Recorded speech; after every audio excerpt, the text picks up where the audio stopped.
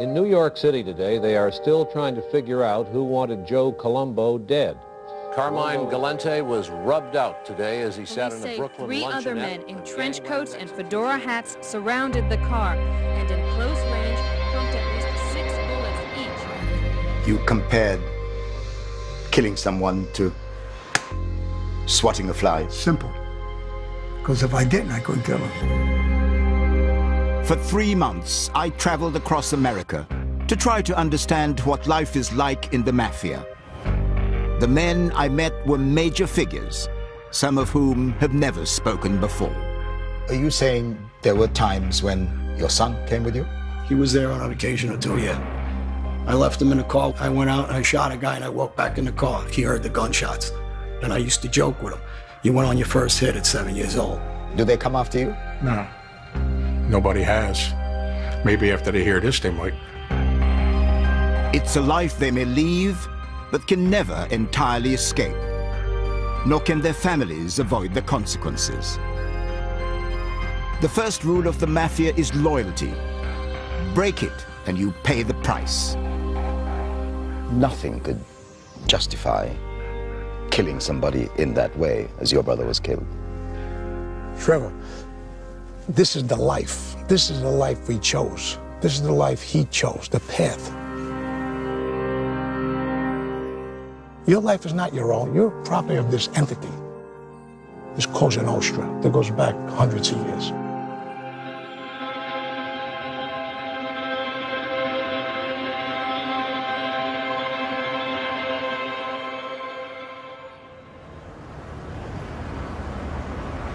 My introduction to the mobster life was unusual. This is Queens in New York, and it turns out to be a typical mafia neighborhood. The man taking me around grew up here and became a killer. His job was to do the mafia's dirty work on the streets. Meet John Elite. He's still known in these parts as the sheriff. How dangerous an area was this, John? Well, back growing up, this area is called Woodhaven. That's the name of the section. We nicknamed it Death Haven. Death Haven? Yeah, there was constant murders here, constant rivalries between different guys in the street, different mob families. So we would kill almost at will as somebody given a beating. My friend Angela was shot here 3 or 4 times on the corner, shot in the head, back several times. The bar owners on this corner, there was a double homicide there. Those are just a couple. I mean, there's probably a dozen bodies just on this 2 blocks here. How many of these incidents were you involved in, John? Directly, quite a few. Indirectly, always. But somehow I'm tied into everything that goes on around here. This was my neighborhood. I kind of enforced it. I happened to grow up here, and as I aged, I took over this area. Hey! What's up, man? How you doing? What's up? How are you? Hi, I'm Trevor. Trevor. McDonald. Tim Jones. How are you? You friends with John? Yeah, I've known him a long time, since 6 years old. May I ask, what do you do for a living these days? I'm an attorney, so I've seen in and out of his various housing arrangements. You know. Housing arrangements? Yeah, you know, sometimes he... friends? Oh yeah, we've known a long time, sure. He was sometimes locked up 23 hours a day, and his parents would call me up. As his attorney, I could get him out. And so you tried to help John by getting him out of prison? I did. I don't think it worked, but... Looking at this area today, it's still difficult to believe all these things that went on. This neighborhood was chock full of trouble. It was tough to stay out of trouble here. He looked for it. He looked for it. We went the other way, you know. He went one way, looking for trouble. Oh, you went the other way, getting out of it. Yeah, I didn't have the head for that. He was just different. He was, like I said, fearless. But it's good to talk to you anyway. Yeah, pleasure, Trevor. Nice to meet you. Nice to meet you. Nice to see you again, man. Good seeing you. I'm going to get a haircut. Yeah, I'm going to get a haircut, yeah. All right, good luck to you. All right.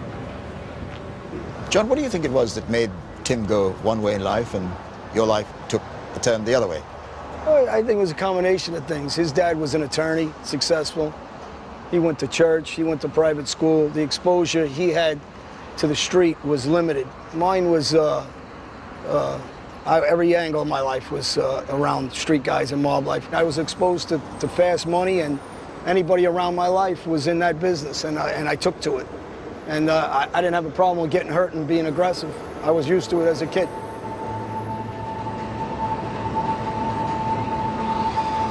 The mafia was built on fear and intimidation.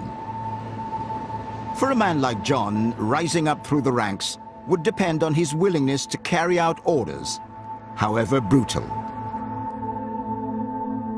Elite worked for John Gotti in the 1980s and 1990s. Gotti was the godfather of the Gambino crime family, the most powerful and feared mobsters in America.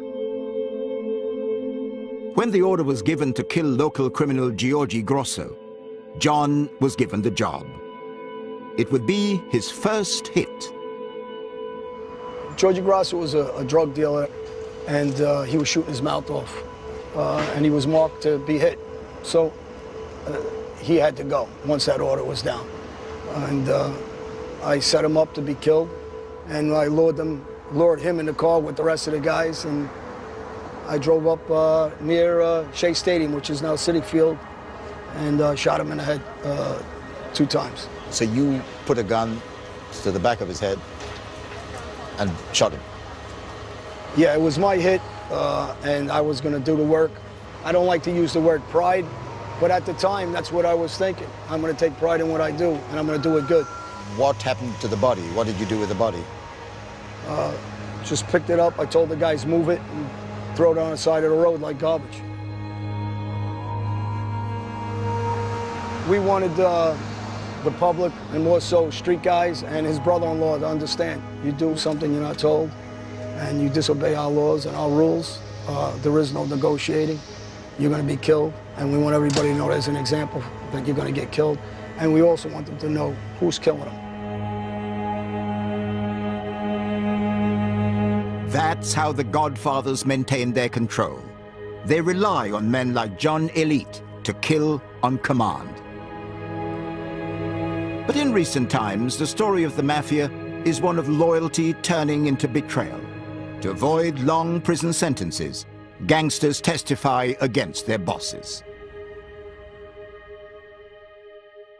John Gotti, said to be the new godfather. Well, now his most trusted lieutenant has agreed to... What an error it would be. Not since Al Capone has anybody stirred up the public appetite for a larger-than-life lawbreaker. The reputed boss of the nation's largest mafia family was arrested tonight in a move by the FBI to crush the Gambino crime family. Throughout the 1980s, John Elite's boss, John Gotti, had appeared invincible. But when one of his most loyal lieutenants broke the mafia's code of silence, Gotti's empire fell apart. Nothing had stuck to the Teflon Don until today. The Teflon is gone, the Don is covered with Velcro, and every charge in the indictment stuck. Informers have been the FBI's most valuable weapon in the battle against the mob. I was about to meet the man in this picture. Single-handedly, he has inflicted more damage on the mafia than anyone else in recent times. A former high-ranking member of the Gambino crime family, his name is Michael DiLeonardo, also known as Mikey Scars. After months of persuasion, Mikey Scars agreed to meet us in Miami. Scars lives in permanent fear of attack and has until recently been in the government's witness protection program. He never told us where he lives. All he would say was that he was flying in from out of state and would meet us in this hotel.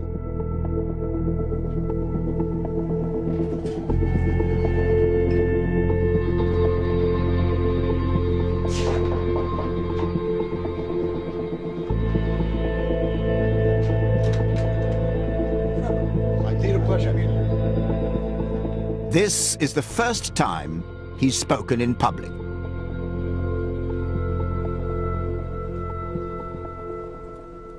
How safe do you feel in your daily life now?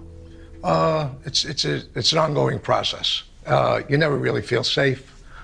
You take each day as it comes along, and you don't dwell on your situation, your past, or you're in danger zones that you could be in and would be in. What's your worst fear? What will they do to you? That would be death. Death for myself, but my family paramount. Of course, I have a child and a wife here now. And some of these people, they may not take into consideration who's sitting in the car with me or walking in the street with me or in my house if they kick my door in and kill everybody in the house. That's my biggest fear and biggest concern and what keeps me up at night. Is it difficult to live with? Oh, I don't sleep. I sleep an hour, 2 hours, 3, 4 hours tops. But I'm up every night for the last 12 years.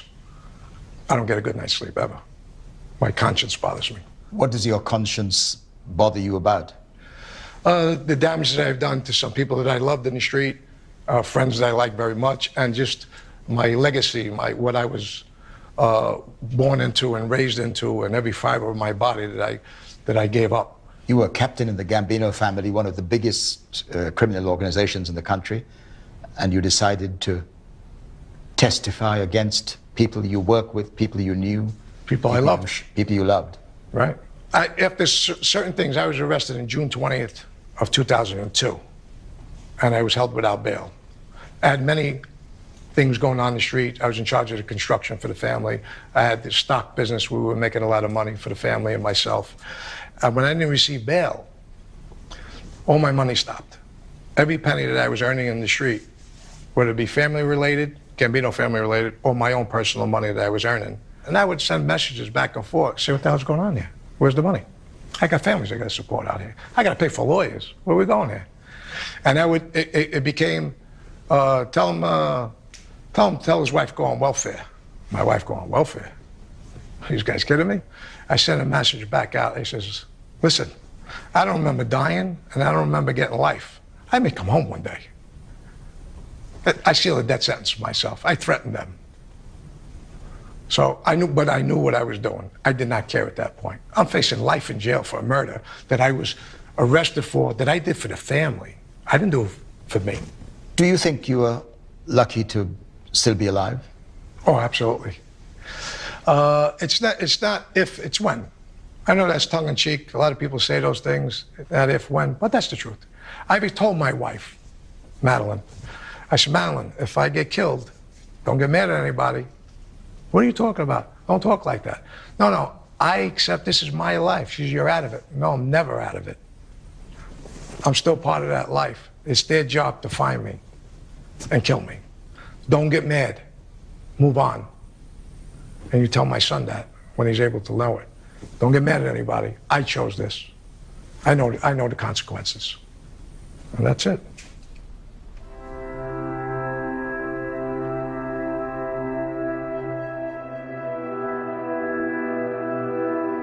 These are pictures of Mikey Scar's forebears. His family have been part of the mafia since its creation in Sicily.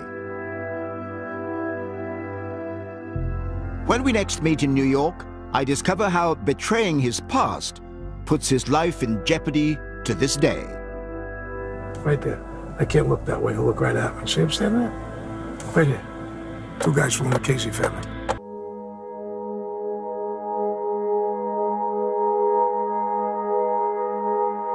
How many deaths, murders, do you suppose you are directly responsible for, up to now? I respectfully decline to answer on the grounds that my answer may tend to incriminate me.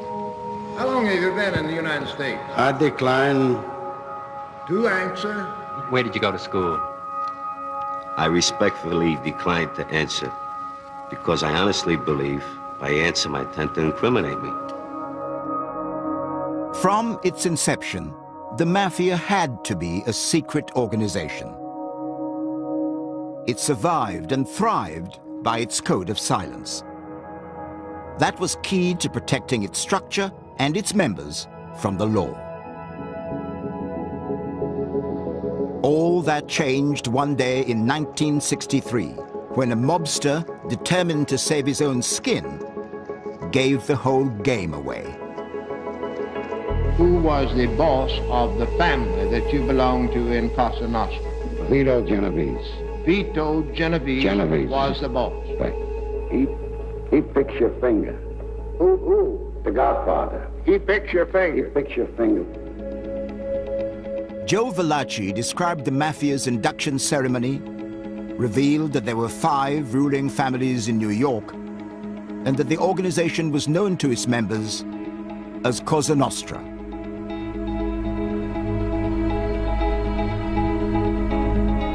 More recently, the damage done to the mafia by Mikey Scars is almost as great. On his evidence alone, 80 of them were sent to prison. His deal with the FBI saved him from a life behind bars, but he knows the mob will never forgive him. How often do you come back to New York these days? Not very often. I try to avoid as much as possible. And why is that? It'd be like thumbing my, putting a stick in the eye of the people that I've hurt and that are out to, you know, kill me. They're responsible to kill me if they could catch me in the right spot at the right time. Do they never forget? Cosa Nostra is one long memory. They don't forget. Cosa Nostra does not forget. We were venturing into a part of the city Mikey Scars knew well. He wanted to introduce me to an area which holds many memories for him. What I didn't anticipate was that we were about to have a close encounter with some of his friends from the mob.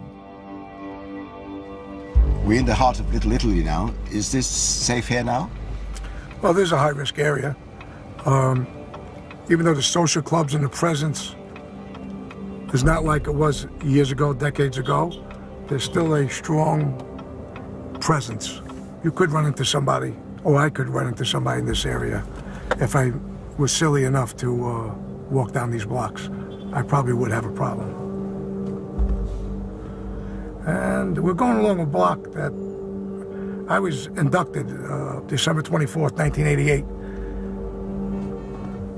In this building right here. Oh yes, this one right here. Mulberry Street. It was a very proud day in my life.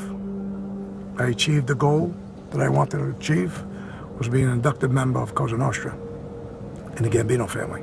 It seems amazing to think that even after all this time... The kid over there with the blue shirt kissing the girls over there, right there. I can't look that way, I'll look right at me. See him standing there? Suddenly, out in the open, among the tourists, Scars recognizes 2 mafia members sitting at the table. Yeah, that's 2 guys from the Casey family. You recognize them? Sure. You recognize them after all this time?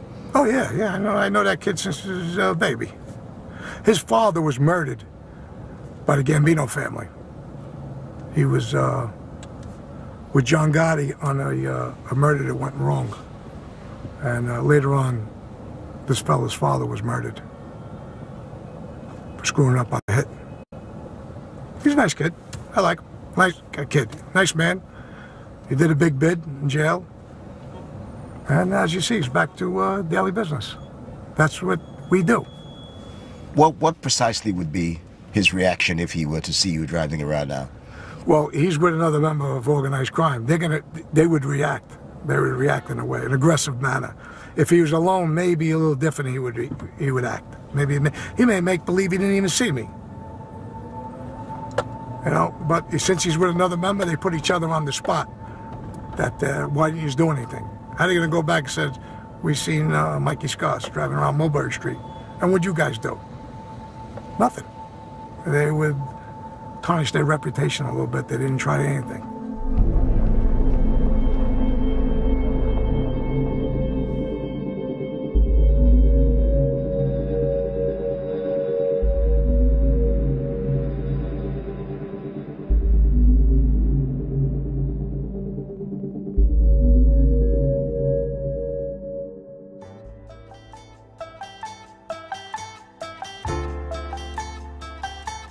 The mob goes where the money is, and New York offers the chance to make more money than anywhere else in America.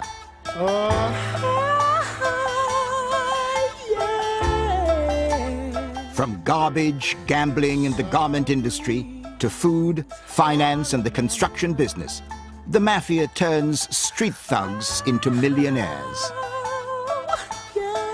They say the Gambino family has 400 initiated men, 4,000 associates, and an estimated worth of $500 million. Federal agents began a roundup of some of the alleged mafia bosses and muscle men, said to be behind the mob's theft of hundreds of millions of dollars in gasoline. I had access to so much cash on a regular basis that you lose perspective of what money is and cash is. It's like you're almost printing it. John Elite amassed considerable wealth from his life as an enforcer before the FBI caught up with him. He was once the owner of 10 homes, including this estate, where he lived with his family for 20 years. It's more than an hour's drive from New York, but the brutality of those streets was never far away. This must have been an amazing estate for you to own at such an early age in your 20s. Yeah, I felt like I was successful, and we loved it. I mean, this is like a big playground for my family. I mean, this was incredible for me. Yeah, I felt I was elated beyond elated, I would say, really. I really enjoyed it here. My kids enjoyed it. My whole family enjoyed it. It was great. It must have been tough to give up all this when you had to say goodbye to it all. Yeah, I was really sad.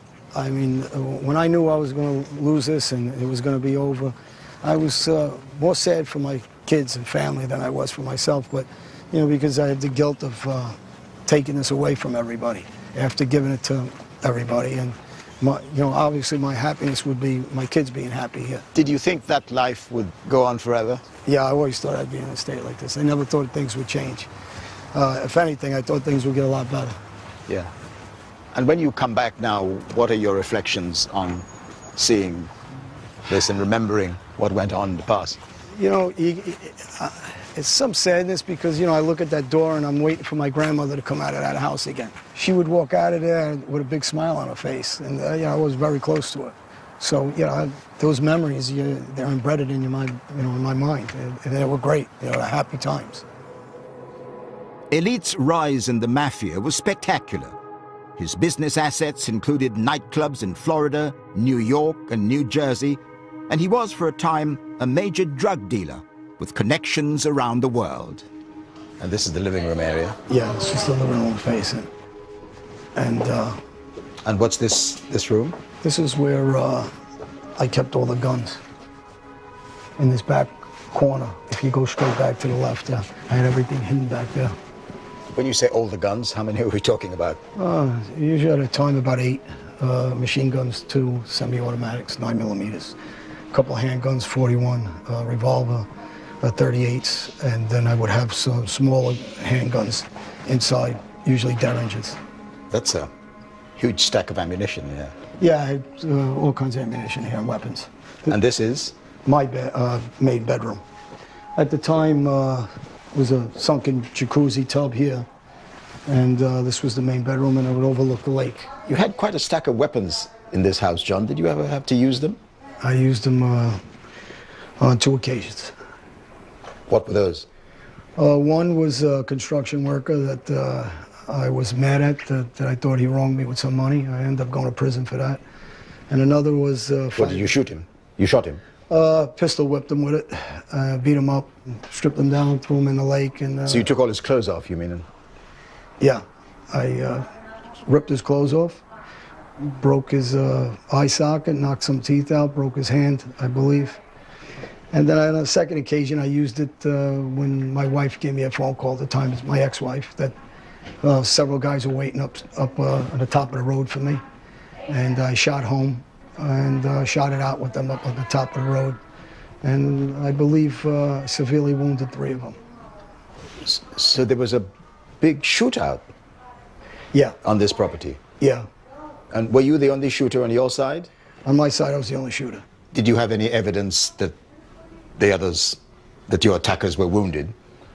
Oh, for sure I had one down and I killed him. I shot him, I had him on the floor, and I finished him.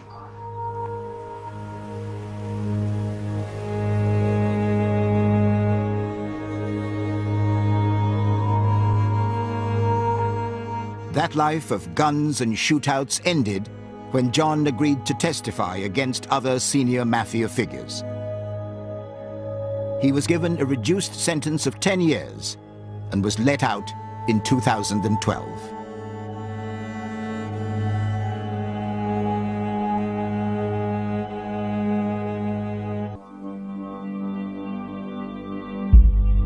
By Sicilian tradition, the mafia was structured along family lines. Sons followed their fathers into the life.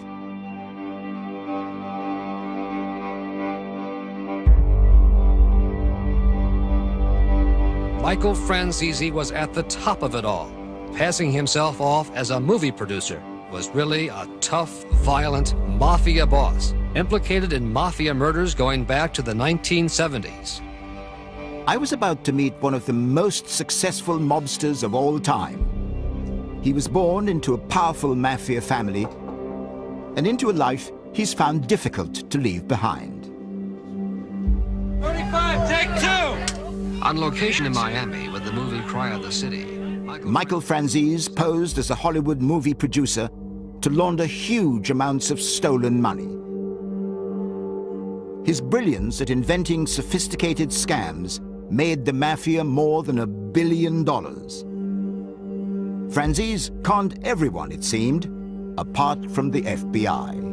Franzese became celebrities in Miami. A Miami bishop gave them a special blessing from the Vatican. And to the astonishment of federal agents, the mayor of Miami Beach gave Franzese the keys to the city. Then, during this television interview, he was asked a question he hadn't expected. It brought his criminal life to an end. The FBI says you're a member of the Colombo mafia family. Like I said, the FBI can allege and say whatever they like. They've been doing it for many, many years. But what could I say? That's the FBI. That's law enforcement. Franzese was indicted on 65 counts of tax evasion, racketeering, and grand theft. But he did a deal and served only 7 years in prison. Trevor. Michael. How are you? Thank you very much for allowing us in. Thank you. Thank you. Come on in. Today, Michael Franzese lives with his family in California. He has denounced the mafia, although his father remains an important figure in the Colombo crime family in New York.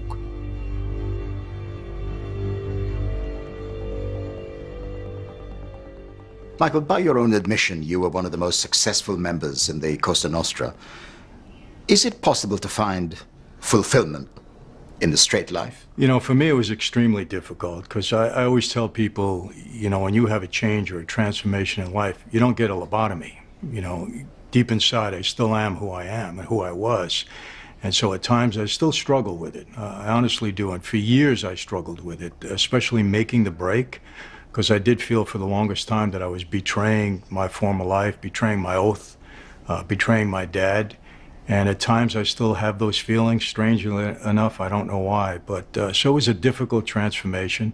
And sometimes it's even difficult to maintain this new persona who I am now. But that suggests that mentally, psychologically, you can't leave it behind. In many ways, I think you're right. I mean, mentally, it's still a part of me, and psychologically it is. And my dad is still alive, so he's still very much a part of my thoughts. So I believe you're right in that respect. It's still so much a part of who I am. Is it ever possible to be a member of the mob and have a happy family life? I don't believe so.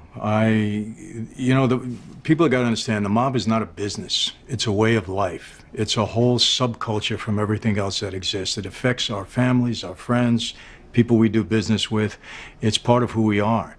And I have never seen any family of any member of that life that hasn't gone through tremendous challenges and struggles as a result of that family, of that person's membership in that life. It's just not normal. It's not normal having law enforcement scrutiny around you all the time. It's not normal having, pressure from guys on the street around you all the time. And remember, those are the same people you bring into your home. you know, we're pretty clannish in that regard. You know, we hang out with our own members. So you're around those people all the time. The women speak to the wives of those people all the time. They share all the difficulties and the challenges. So I've never seen a normal family life from any member of that life, including my own, my father, mother, brothers and sisters. We lived anything but a normal life. As much as my parents tried, it was impossible. So being part of the mob and having a happy family life is simply not on? No, they're not conducive to one another. You know, I would tell mob guys, if I stay single, you know, don't bring this into your home. Don't create a home with the mob life, you know, around it. It's not good. So it's just not conducive to good family life. Come to Auntie.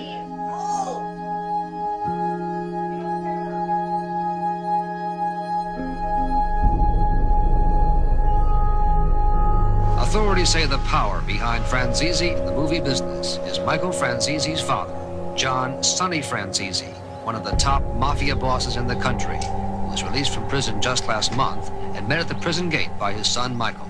The elder Franzese and his mob associates were the men behind the distribution of a number of sex and violence films, including Deep Throat and Texas Chainsaw Massacre.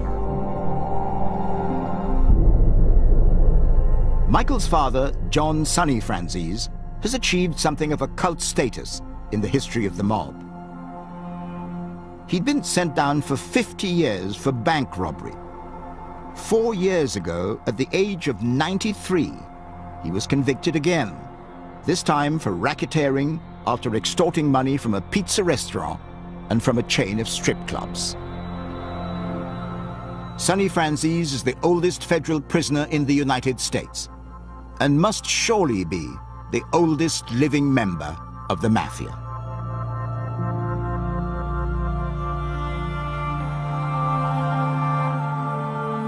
When Cammy met his son Michael on the set of one of his movies, she had no idea about the kind of family she was marrying into.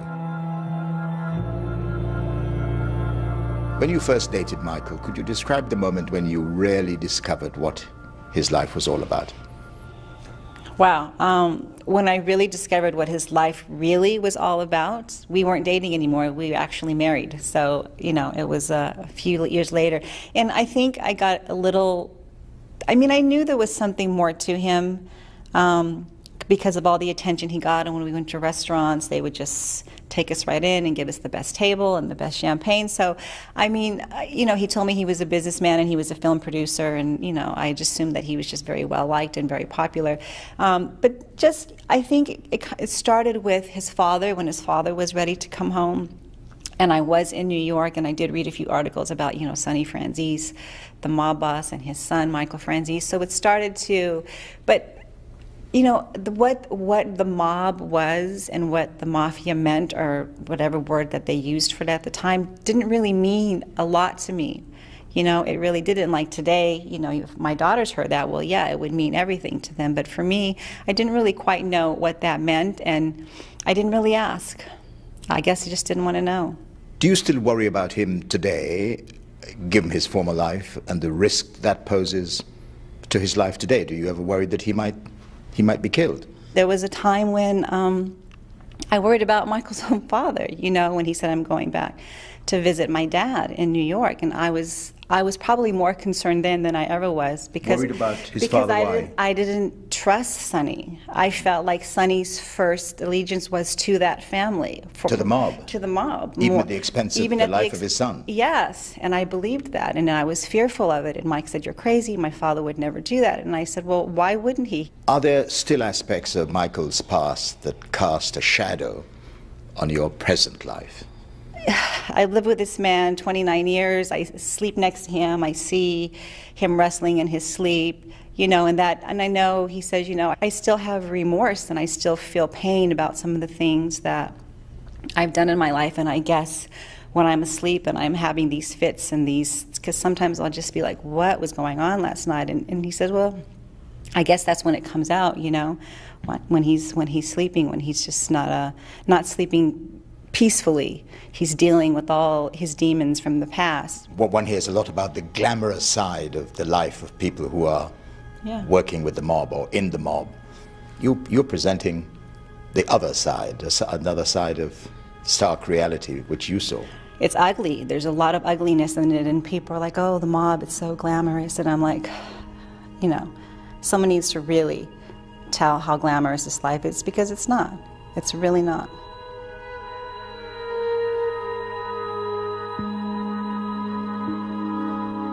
Could it be that the mafia is capable of wielding such influence that a father might abandon his son to their revenge?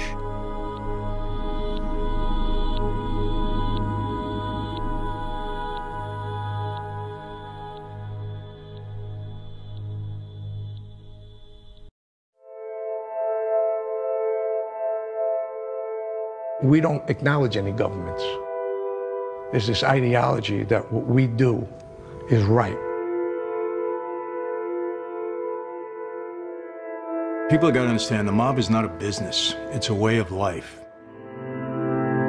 It's part of who we are. I think everybody in the world would love to be treated like a god.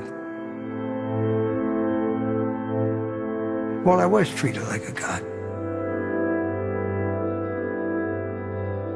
The people I met were once true believers in a criminal religion. Today, they're outcasts, cut off from the life they were once prepared to die for. I'm back in Miami, this time to meet someone who is still in the life. It's a chance to find out how the mafia survives and operates today. The man I'm about to talk to is a low-level street enforcer. He's been in and out of prison all his life, most recently on charges of racketeering. We weren't allowed to say where we met him, and we weren't allowed to show his face. Thank you very much for giving us so much of your time, and thank you for allowing us to come here. I wonder whether I could begin by asking you this. Which crime family are you associated with? The Bonanno crime family. That's one of the 5 big families in New York. Yes, it is. I'm told that you are an enforcer. An enforcer is somebody who goes and enforce the rules. Let's say you owe me money, make sure that you paid it that first time I come nicely, second time not so nicely. Would you ever go as far as threatening to kill somebody? You don't threaten to kill nobody. I mean, if they're going to do it, it's just done. How much of that is still happening here? Not much. Today, it's a different world. Somebody gets in trouble, nobody wants to do time no more. You know, it's the first one who cooperates with the agents gets the best deal. It's a different world. There's no loyalty, no honor no more. But the difficulty today is that you... The difficulty is that you play in hand-to-hand combat with the FBI agents today. You know, today the laws are so enforced. It's just hard to do with the technology the FBI has today, and they're going to get you. Is the mafia still good at recruiting people? Yeah. Today it's like years ago it was, you know, you had to kill somebody and you had to you know, be capable to kill. It was like, you know, becoming a Green Beret. But today it's more like if you're a good earner, you know. Can you trust anyone? Who can you trust? You could trust the dead man. It's the only person you could trust. That's my motto. I don't trust nobody, except my mother. You can't even trust the boss no more because they turn around and rat on you. On my first case, there was a guy who ratted. It was a made guy, a captain, and he didn't get indicted because he proffered, and he was the big shot, and he, you know, you can't trust nobody no more. But enforcing still goes on? Of course. And you would say the mafia is still alive and well in this part of the country? There'll always be a mafia. Just like there'll always be the Catholic Church or the Jewish religion, there'll always be the mafia.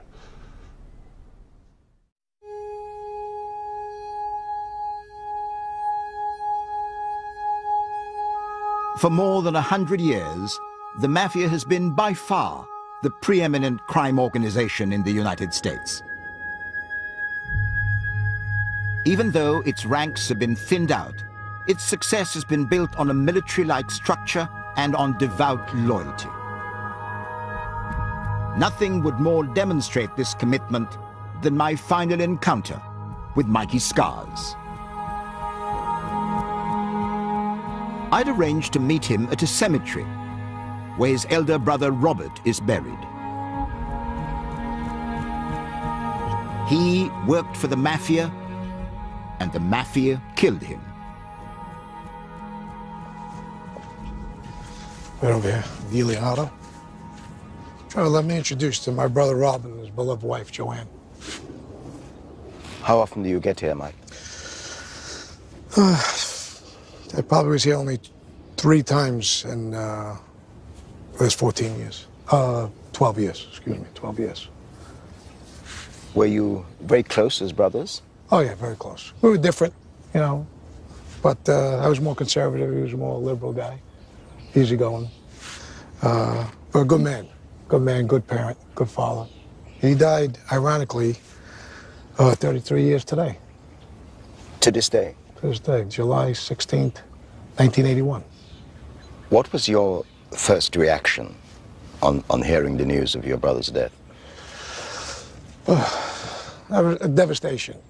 You know, your mind runs 100 miles away. Should I go load up and start killing the people I think killed him? You know, my mother, his wife, his kids, I had to deal with all of that. There's so many emotions going around, and you're trying to act like a man. You're trying to be strong here. You're trying to process this and get the right answer. But what's the right answer? You just lost your brother. Everything goes out the window. But it comes back to the people that came and really not only schooled me, put me in my place and threatened me that this is the life. And you try to gather your emotions. That's unnatural because you want to grieve. You want to get even. I'm a criminal. I'm a gangster in the street. I want to kill my brother. And here I am that I have to listen to older men who've experienced the same thing. You need to be part of Cosa Nostra in this life and accept it or die for it. And I could have went and killed people that I thought were involved in this at that time. I might have killed some of the wrong people. But I would be dead.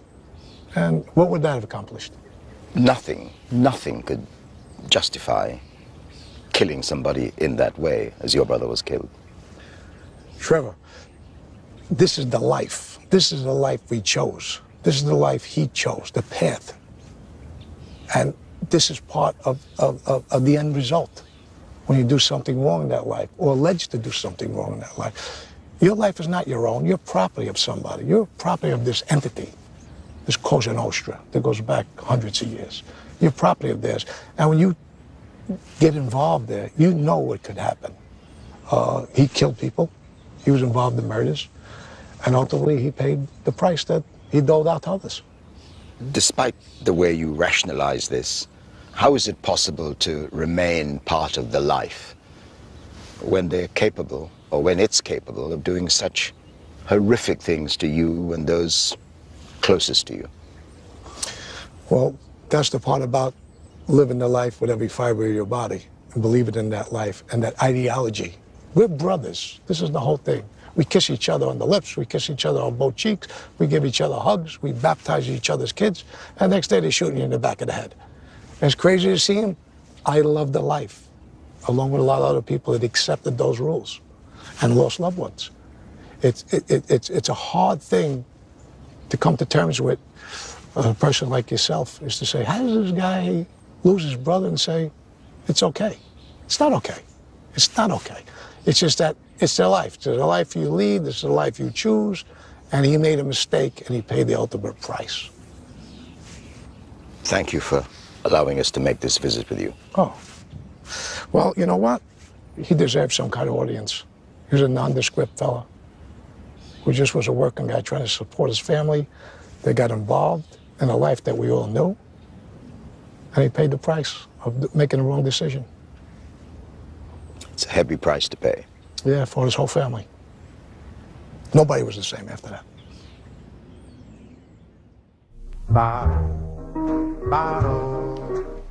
Next time, What did you think about the setup in the mafia? I mean, they had codes, you know, loyalty, silence. It's bullshit. The only code is make what you can get. Take what you can get. Who cares about that shit? From a man who didn't believe in it to a man who embodied everything it stands for. I meet the former godfather of the Philadelphia mob. You killed your friend? Yes. Because he wanted to kill me. John Elite, the sheriff, introduces me to his family. Did I admire him growing up and see what he did and watch those movies and you say, wow, like I would love to do that? Yeah. And I discover how Michael Franzese became perhaps the richest gangster since Al Capone. You made staggering amounts of money. At one point in time, I was pulling in close to $10 million a week. $10 million a week? It was fun at the time, I gotta admit that.